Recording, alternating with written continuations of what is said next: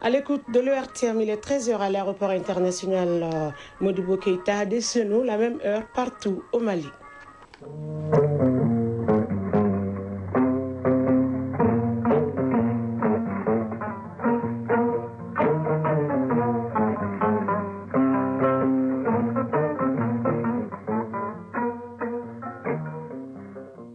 Le journal Aïssata Saliou Maïga. Mesdames et messieurs, bonjour et merci d'être au rendez-vous des infos. Un centre de coordination et de gestion des crises et catastrophes SECOGEC vient d'être activé par le gouvernement en vue d'assurer la sécurité sur les axes routiers. Cet acte fort de la part des autorités de la transition répond justement aux sollicitations du groupement malien de professionnels du pétrole. Le flanc de la colline de Koulouba abrite désormais un bosquet dédié à la paix au Mali. Il s'agit de 400 pieds d'arbres mis en terre sur une superficie d'1 hectare. L'initiative s'inscrit dans le cadre de la Semaine nationale de la réconciliation. Dans la page sport, on parlera des compétitions africaines, des clubs dont les rencontres du tour préliminaire débutent ce week-end. Il sera également question de la nouvelle campagne de la Ligue des champions d'Europe qui a démarré hier. Dans la chronique de l'environnement de ce mercredi, Agibou Koulibaly nous parle des impacts liés aux catastrophes naturelles en Afrique. Ces catastrophes naturelles touchent des populations locales qui sont souvent déjà confrontées à une insécurité alimentaire. Il est donc impératif de renforcer la résilience des communautés. Mesdames et messieurs, une fois de plus, bonjour et bienvenue aux informations. Je vous le disais à l'instant dans les titres, même s'il faut aller chercher notre carburant à pied avec des cuillères, nous allons le faire. Déclaration faite par le Premier ministre, ministre de l'Administration territoriale et de la décentralisation, le général de division Abdoulaye Maïga. C'était lors de l'audience qu'il a accordée au groupement malien des professionnels du pétrole, GMPP. La fêtière était venue solliciter l'accompagnement du gouvernement dans le cadre de la sécurisation des citernes sur les axes routiers. Le gouvernement promet de tout faire pour assurer l'approvisionnement du pays en produits pétroliers conformément aux orientations du président de la transition, chef de l'État, Mamadi Koné Aliou Touré. C'est pour donner un écho fort à l'engagement des autorités de la transition à anticiper les catastrophes et à réduire considérablement les attaques sur les corridors routiers que le gouvernement a tenu à activer en mode crise le Centre de coordination et de gestion des crises et catastrophes SECOGEC. Général de division Daoud Ali Mohamedine, ministre de la Sécurité et de la Protection civile. SECOGEC, qui est le Centre de coordination et de gestion des crises, a aussi cette mission de prendre en compte tout ce qui peut toucher un peu aux intérêts vitaux de la nation. Donc j'ai reçu instruction d'élargir cette activation en mode crise de SECOGEC sur tout ce qui est la gestion de la sécurité sur la route, notamment malheureusement ce à quoi on assiste depuis un certain temps de la part des groupes terroristes armés, c'est d'incendier les citernes, s'attaquer aux camions de transport, s'attaquer aux bus et tout ça. Pour tout problème sur les axes routiers, il suffit d'appeler le numéro vert 80 331. Quelques instants après, le Premier ministre chef du gouvernement a reçu le groupement malien des professionnels du pétrole, GMPP. Cette fêtière qui revendique 70 sociétés agréées dans le domaine de l'importation, du transport et de la distribution du pétrole au Mali est de nos jours confrontée à l'insécurité sur certains axes routiers. Ibrahim Touré, secrétaire permanent du groupement malien des professionnels du pétrole. On ne va pas céder. On va continuer à approvisionner le pays avec l'accompagnement du gouvernement et la sécurisation de notre matériel et du produit. Le ministre de la Défense et des anciens combattants, le général des corps d'armée Sadio Kamara et celui des transports et des infrastructures d'Ambélé Madina Sissoko ont évoqué les efforts en cours pour sécuriser l'approvisionnement correct du pays en produits pétroliers. Le Premier ministre a rappelé le contexte de création de la Confédération des États du Sahel, AES, en vue de faire face à l'insécurité dans l'espace. Le gouvernement, conformément aux orientations du président de la transition, entend assurer la sécurité sur les axes routiers et dans tous les pays. Général de division Abdoulaye Maïga, Premier ministre, ministre de l'administration territoriale et de la décentralisation. Saluer la détermination et l'engagement de nos voyantes forces de défense et de sécurité sous le leadership éclairé du chef suprême des armées, son Excellence le général d'armée Assimi Goïta, président de la transition, chef de l'État. Et cette guerre, nous allons la mener, cette guerre, nous allons la gagner avec la bénédiction de Dieu le Tout-Puissant, avec l'accompagnement du peuple malien, nous n'avons pas de pays de l'échange. L'armée communique suffisamment. Le seul élément de communication de l'armée, c'est la réponse opérationnelle qui est donnée. C'est peut-être une communication, pas en termes de messages, mais je pense que la présence forte des forces de défense et de sécurité en train d'escorter des camions-citernes est une réponse en soi. La destruction des sanctuaires terroristes et la neutralisation de ces groupes terroristes participent pleinement de cette action de communication. Vous rassurez, même s'il faut aller chercher du carburant à pied et avec des cuillères, nous allons le faire. C'est des fois où nous n'avons pas d'autre choix. Comme je dis honnêtement, le carburant est un produit vital pour notre pays. Faire tout pour que cette situation malheureuse soit résolue dans les meilleurs délais. Le groupement malien des professionnels du pétrole entend jouer toute sa partition dans l'approvisionnement de notre pays en produits pétroliers. Khadijatou Koné est avec moi dans ce studio. Bonjour. Bonjour Aïssata. Ok, signature du contrat ce matin au ministère de l'économie et des finances entre l'interprofession de la filière karité et des industries locales. L'objectif est de bien structurer le secteur de la filière karité. Tout à fait, Aïssata Saliou. La filière karité est un véritable pilier de l'économie malienne. Selon les statistiques, le Mali occupe la 2e place mondiale après le Nigeria dans la production du karité. En effet, 190 000 tonnes d'amandes sont produites chaque année.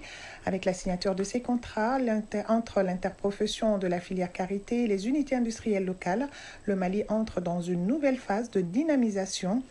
La qualité est une nécessité primordiale au niveau de la filière karité et doit se faire sur l'ensemble de la chaîne de valeur, que ce soit au niveau de la production ou de la transformation.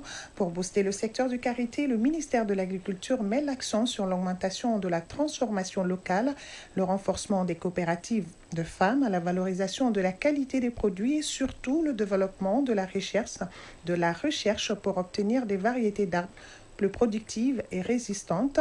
Cette signature de contrat, selon le ministre de l'Économie et des Finances, s'inscrit dans la dynamique impulsée par le gouvernement. Faire de la transformation structurelle de l'économie nationale par l'industrialisation est un axe prioritaire de la politique de développement des autorités. Le ministre Sanou a également réaffirmé l'engagement du gouvernement à faire de ce partenariat un exemple de coopération réussie pour une industrie malienne robuste, compétitive et génératrice d'emplois durables. Voilà, et c'est à ce qu'on peut retenir pour cette signature de contrat entre l'interprofession de la filière karité et les unités industrielles locales. Merci Khadijatou Koné. Nous allons retrouver le reportage complet dans nos futures éditions. Autre titre de ce journal, le flanc de la colline de Koulouba abrite désormais un bosquet dédié à la paix au Mali. Il s'agit de 400 pieds d'arbres mis en terre sur une superficie d'un hectare, une action citoyenne dirigée par le ministère de l'Environnement, de l'Assainissement et du Développement durable. C'est dans le cadre de la CNRE, Semaine nationale de la réconciliation Tchemoko Konaté. Forêt classée de Koulouba, un poumon vert se renforçant désormais grâce à cette journée de reboisement dédiée à la CNAR, Semaine nationale de la réconciliation. Journée qui prévoit la plantation de 400 pieds d'arbres sur une superficie d'1 hectare dénommée Bosquet de la Paix. C'est une initiative du ministère en charge de la réconciliation nationale portée par celui de l'environnement, de l'assainissement et du développement durable. Lassana Fadjagité, directeur général adjoint du Centre pour la promotion de la paix et de l'unité au Mali. La protection de l'environnement est un élément indispensable, bien évidemment, à la cohésion sociale et à la stabilité économique de notre pays. Et c'est pourquoi nous avons dit que la protection de l'environnement est un devoir de tous et de chacun. Doumia Mariam Tangara, ministre de l'Environnement, de l'Assainissement et du Développement durable. En rapprochant la réconciliation nationale et la protection de l'environnement, nous renforçons à la fois la cohésion sociale et la durabilité écologique de notre nation. Outre son caractère symbolique dans la promotion de la paix et de la cohésion nationale, ce bosquet est un plus dans la restauration du couvert végétal et renforce à coup sûr les actions entreprises au sein du département. Le choix de la forêt classée de Koulouba n'est pas anodin. Poumon vert de la capitale et témoin silencieux de l'histoire de notre nation. Elle joue un rôle écologique majeur. En aménageant un bosquet d'1 hectare, nous contribuons à enrichir son couvert végétal et à assurer sa régénération, inscrivant ainsi la réconciliation nationale dans le temps, le long de la nature. Dr Mahamadou Kouné, ministre des Affaires religieuses, du culte et des coutumes. Le prophète de l'islam, il a dit, même si on t'annonce ta mort dans 1 minute et que tu as une brèche de l'arbre à planter, il faut la planter avant de mourir. Ça veut dire que ce qu'ils sont en train de faire aujourd'hui dans le cadre de la réconciliation et dans le cadre des reboisements cadre parfaitement avec la religion. Si la plantation d'arbres est une action citoyenne, le suivi en est une autre. Sur la question, les partis s'engagent à en faire autant. Une assurance pour la survie du bosquet de la paix que les flancs de la colline du pouvoir a l'honneur d'abriter.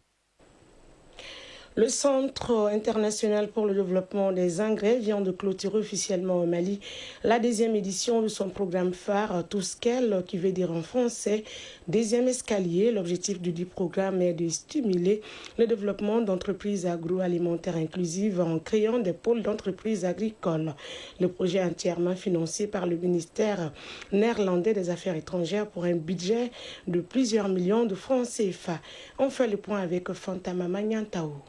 Touskel est un programme qui vise à contribuer à la sécurité alimentaire et nutritionnelle et au développement inclusif et durable du secteur privé en Afrique. Après avoir fait plus de 12 ans en Afrique, particulièrement au Mali dans la promotion de l'agrobusiness inclusif, le programme Touskel touche maintenant à sa dernière année. Issouf Traoré, directeur pays du programme Touskel Mali. C'est de lutter contre l'insécurité alimentaire, de contribuer à la sécurité nutritionnelle et alimentaire. C'est de contribuer aussi à une économie durable à travers le développement des partenaires privés qui évoluent dans le secteur de l'agroalimentaire. L'ambassade du Royaume des Pays-Bas, partenaire technique et financier du programme Touskel, a adressé ses remerciements à l'équipe d'IFC Mali pour son engagement sans faille durant tout au long du programme. Mamadou Landouré, représentant de l'ambassade du Royaume des Pays-Bas. Aujourd'hui, alors que le programme Touskel se termine, la vraie mission commence, celle de maintenir la flamme allumée. Les modèles que vous avez développés ne doivent pas rester des exemples. Alors, diffusez-les, multipliez-les. Pour les autorités du pays, l'agrobusiness inclusif est une priorité nationale. Magasadio Keita, représentant du ministre de l'Agriculture. Au Mali, la sécurité alimentaire et nutritionnelle et la croissance économique durable et inclusive sont au cœur de notre agenda. J'assurer chers partenaires du programme Touskel et membres du consortium le soutien indéfectible du gouvernement du Mali, car le développement de l'agribusiness inclusif est une priorité nationale et s'inscrit en droite ligne des priorités du Mali à travers le ministère de l'Agriculture. Le programme Touskel a permis de renforcer l'autonomisation des jeunes et des femmes sur le plan agricole. Les zones d'intervention étaient le Burkina Faso, la Côte d'Ivoire, le Niger, le Nigeria, le Ghana, le Kenya, l'Éthiopie, le Soudan du Sud et le Mali. En 13e région, le projet FIER 2 renforce les capacités des cadres des centres de ressources des conseils régionaux de Caille, Koulikoro, Sikasso et Ségou. C'est à la faveur d'une session de 5 jours dont les travaux ont débuté au lundi à Fana. L'objectif est de doter les cadres de ces centres d'outils nécessaires pour concevoir des formations répondant aux besoins de l'emploi local. La session est organisée en partenariat avec les conseils régionaux et l'Institut national d'ingénierie de la formation professionnelle. Compte rendu Moustapha Doumbia. Le renforcement des capacités des techniciens des centres de ressources des conseils régionaux s'inscrit dans le cadre du projet FIER 2, formation professionnelle, insertion et appui à l'entrepreneuriat des jeunes ruraux. Il s'agit de doter les cadres de ces centres de ressources d'outils nécessaires pour concevoir des formations qui répondent aux besoins du marché de l'emploi local. Lamine Djassana, coordinateur national du projet FIER 2. Promouvoir l'esprit d'entreprise en milieu rural, mais également de faciliter l'intégration économique des jeunes dans la chaîne de valeur agricole et les métiers non agricoles. Et spécifiquement, cet atelier doit contribuer directement à un des produits majeurs du projet FIER 2, le renforcement des capacités institutionnelles publiques et privées pour l'emploi et la formation professionnelle. Les participants à la session sont les cadres des centres de ressources des conseils régionaux de Caille, Koulikoro, Sikasso et Ségou. L'atelier est animé par l'UNIFORP, Institut national d'ingénierie de la formation professionnelle. Tidjane Yuba Diakité, directeur général de l'UNIFORP. Mettre à la disposition de l'économie nationale et régionale d'importantes ressources humaines de qualité qui est nécessaire pour l'atteinte de la vision 2063. Malikura Yaya Bamba, premier vice-président du conseil régional de Ségou. Avec le soutien du projet FIER 2, nous pouvons faire des centres de ressources des véritables moteurs de développement économique et social. La session de 5 jours est la suite d'un diagnostic réalisé par FIER 2 sur l'état des lieux, des schémas directeurs de la formation professionnelle pour l'emploi ainsi que les centres de ressources des conseils régionaux. Djoïla, Moustapha Doumbia et Alassane Sangaré pour l'ORTM. Quelques mots de l'actualité étrangère à présent. Le président sierra-léonais Julius Maada Bio était ce mardi à Ouagadougou. Il a été reçu par le capitaine Ibrahim Traoré pour échanger autour de la sécurité, du développement et surtout de l'unité régionale. Maada Bio est aussi président en exercice de la CEDEAO, cette organisation dont le Burkina Faso, le Mali et le Niger se sont récemment retirés. Mais pour lui, pas question de parler de division. Au contraire, il affirme être venu dire au peuple burkinabé qu'il n'est pas seul. Je cite, « Nous sommes une même famille et nous devons régler nos problèmes en famille ». Il a aussi promis de faire connaître au monde ce qui traverse réellement le Burkina et réaffirmer l'importance de travailler ensemble pour ramener la paix dans la région. Au Nigeria, au moins 50 personnes ont été kidnappées ces derniers jours dans l'état de Zamfara, dans le nord-ouest du pays. Parmi elles, plus de 40 fidèles ont été enlevés lundi matin alors qu'ils priaient dans une mosquée du village de Jidan Turbe. Au cours du week-end, une trentaine de personnes, majoritairement des femmes et des enfants, ont été enlevés dans plusieurs villages de la région. Ces rapts attribués à des groupes armés locaux s'ajoutent à une série d'attaques survenues le week-end dernier dans plusieurs villages de la région. Alors que certaines communautés tentent de négocier une trêve, l'insécurité reste hors de contrôle. Le gouvernement fédéral est accusé d'inaction et les habitants livrés à eux-mêmes s'organisent en milice pour se défendre. Les exercices militaires russes Zapad 2025 se sont déroulés du 12 au 16 septembre dans un contexte de forte tension entre Moscou, l'OTAN et l'Union européenne. Ces manœuvres, les premières depuis le début de l'opération spéciale en Ukraine, ont vu une surprise diplomatique. La Biélorussie, alliée de la Russie, a invité des observateurs militaires américains, un geste destiné à isoler davantage les pays européens et à semer les doutes sur leur unité face à Moscou. Sur le plan militaire, la Russie a mobilisé 100 000 soldats intégrant drones et moyens de guerre électroniques à Fremont, tiré des leçons du conflit ukrainien. À noter que des contingents militaires du Mali et du Burkina Faso ont également pris part à ces manœuvres d'exercice. C'est un rapport qui fait froid dans le dos. Une commission indépendante mandatée par l'ONU affirme qu'un génocide est en cours dans la bande de Gaza depuis près d'un an. Elle met en cause les plus hauts responsables israéliens, dont le Premier ministre Benjamin Netanyahou, accusé d'avoir incité à commettre un génocide sans chercher à l'empêcher. Selon les enquêteurs, 4 des 5 actes définis comme génocidaires par le droit international auraient été commis. Les preuves ont été transmises à la Cour pénale internationale déjà saisie du dossier. Israël rejette fermement ces accusations. La page sport à présent football, c'est parti depuis hier pour la nouvelle campagne de la Ligue des champions d'Europe sur le continent. Compétition africaine des clubs, les rencontres du tour préliminaire débutent ce week-end. Cette année, nos clubs qui sont engagés dans la compétition, le Stade Malien de Bamako et le Djoliba AC vont être obligés à rassurer la prise en charge des officiels. La Fédération malienne de football qui prenait cette charge décide d'interrompre cet appui conformément aux exigences de la FIFA. Toutefois, nos clubs auront l'entière responsabilité d'organiser leurs rencontres à domicile.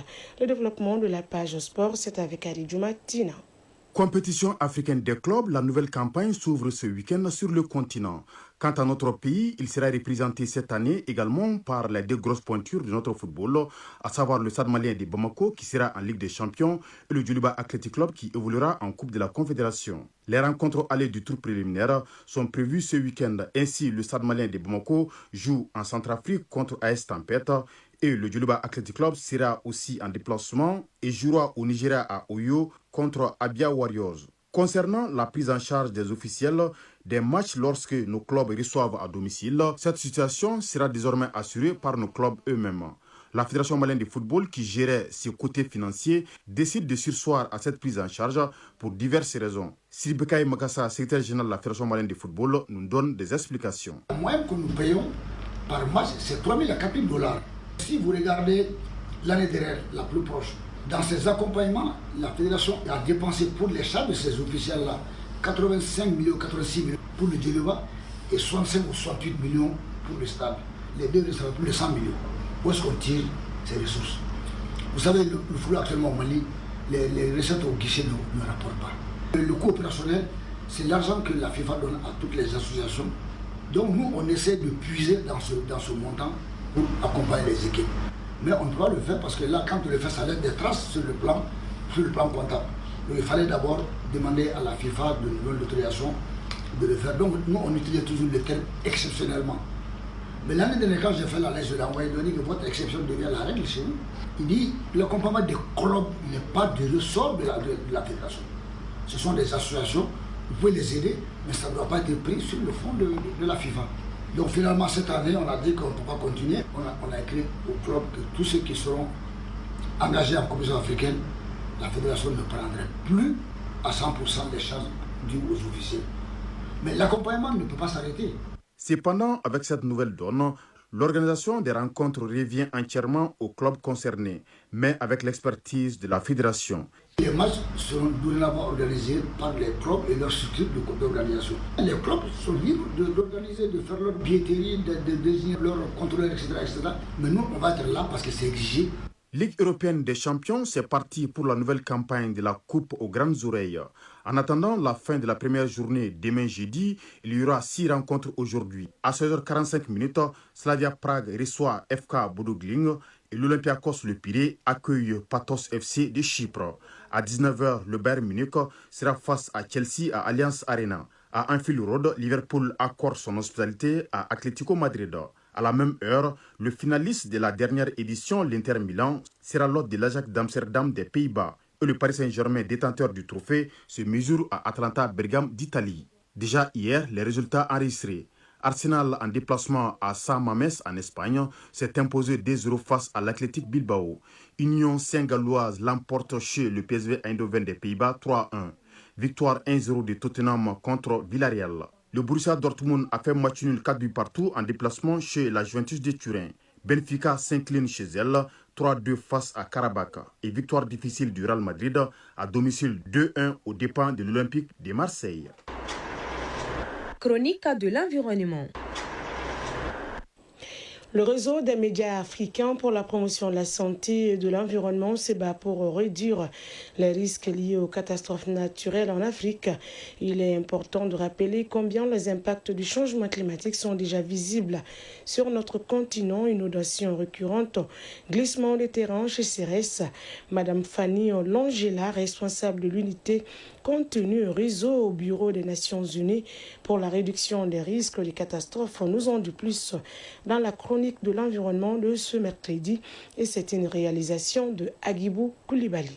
Selon la Banque mondiale, les pays africains perdent en moyenne entre 2 à 5% de leur PIB annuel à cause des catastrophes liées au climat. Prenons l'exemple des inondations. À Bamako, à Abidjan ou encore à Dakar, des quartiers entiers sont submergés, obligeant les familles à tout recommencer à zéro. Madame Fanny Langela, responsable de l'unité contenu réseau au Bureau des Nations Unies pour la réduction des risques de catastrophes. Les impacts économiques sur l'Afrique sont importants. On parle de destruction des infrastructures, des logements, un impact très important sur le secteur agricole. Il y a également d'autres risques non climatiques.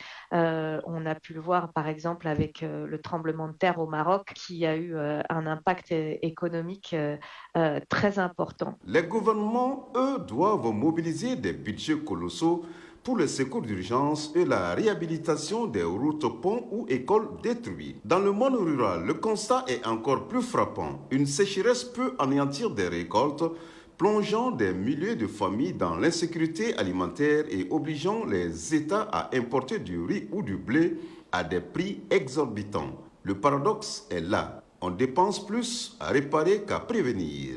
Pourtant, des études montrent que chaque franc investi dans la prévention permet d'économiser jusqu'à 4 francs en gestion de crise. Madame Fanny Langela, responsable de l'unité contenu réseau au Bureau des Nations Unies pour la réduction des risques de catastrophe. C'est très vrai quand il s'agit de l'Afrique. On a d'énormes lacunes sur les données économiques, sur les pertes économiques liées aux catastrophes. C'est dû en partie à un manque de capacité au niveau des bureaux de la statistique, mais aussi par d'autres facteurs. Par exemple, les méthodes de comptabilisation des pertes souvent ne comptent que les pertes au-delà d'un certain seuil. Or, il y a beaucoup de catastrophes qui ont des petites pertes, on va dire, qui vont affecter un village, qui ne vont pas forcément remonter et être prises en compte dans les statistiques officielles, mais ces villages vont être affectés tous les ans. Et c'est des catastrophes qui reviennent sans arrêt et qui érodent la capacité de résilience et qui, cumulées les unes aux autres, ont un coût très important et souvent même plus important que les catastrophes dont on parle dans les médias. Face à cette réalité, la réduction des risques de catastrophe n'est pas qu'une question humanitaire. C'est un enjeu économique majeur pour l'Afrique. Prévenir coûte toujours moins cher que guérir. La vraie question est donc, combien de temps encore allons-nous attendre pour investir sérieusement dans la résilience? Point final à cette édition qui vous a été présentée par Aïssata Salou Maïga. Sa mise en onde a été assurée par Alimata Ouattara. Mise en ligne, Badi Touré. Réalisation, Diafar Thiam. Coordination, Ousmane Dao. Merci d'avoir été des nôtres et à très vite sur les antennes de l'ERTM pour d'autres informations. D'ici là, prenez bien soin de vous et des autres. Et restez surtout connectés. Dans quelques instants, Kani Keita et Adaman Koulibaly seront là pour la lecture des avis et communiqués divers.